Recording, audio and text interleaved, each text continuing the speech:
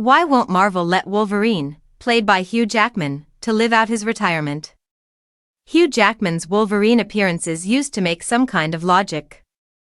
In the otherwise somewhat forgettable X-Men Apocalypse from 2016, he burst out of a jail in full Weapon X armor, massacred half a bunker, and then vanished. Propping up a bar in 2011's X-Men First Class, telling Professor X and Magneto to, well, go fuck themselves to a prospective recruiting squad. Even appearing in Deadpool 2, 2018, via archival footage from X-Men Origins, Wolverine.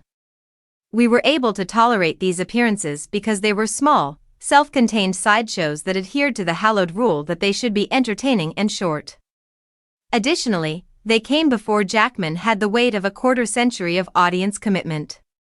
In an interview with the BBC's Graham Norton show last week, Jackman said that he had forbidden himself from declining more roles as the Sour Mutant.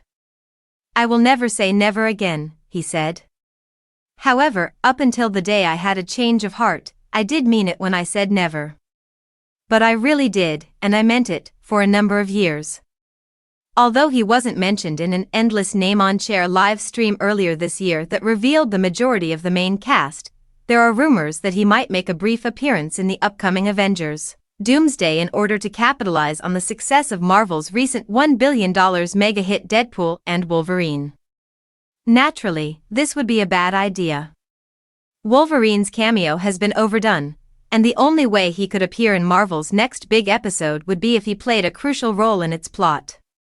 He could be in charge of the multiversal fender-bender that takes Doctor Doom from the Fantastic Four, First Steps-era retro world into the main continuity. He may be the reluctant hinge, the exhausted hero whose only function in the story is to force one world to close so that another might creak open. According to some, Jackman's future function in the Marvel world may be to serve as a kind of nostalgic mascot for the younger X-Men that the studio is anticipated to bring in from other realities, or somewhere else, during the events of the next two Avengers films. Will the youthful mutants, however, feel immediately inferior to the definitive Wolverine when they first appear? Does having the man who has been doing this for 25 years ruin the purpose of the reboot before it's even been released? Marvel needs its new mutants to carry the brand. Without a question, Jackman as Wolverine can be a huge hit at the box office. If he wasn't fantastic in the suit, Fox wouldn't have let him go on 3 really erratic solo excursions. But before even ardent fans begin to feel as if they've been imprisoned in franchise Groundhog Day, there's a limit to how many times you can introduce new iterations of the same utterly worn-out claw gremlin. Additionally, Fox performed their old guy Logan riff in 2017. There is a claim that Jackman's strength diminishes the more Marvel relies on him for cheap dopamine rushes. Every new appearance diminishes the previous one. However, if it must occur, make it a single affair where Jackman is the main attraction.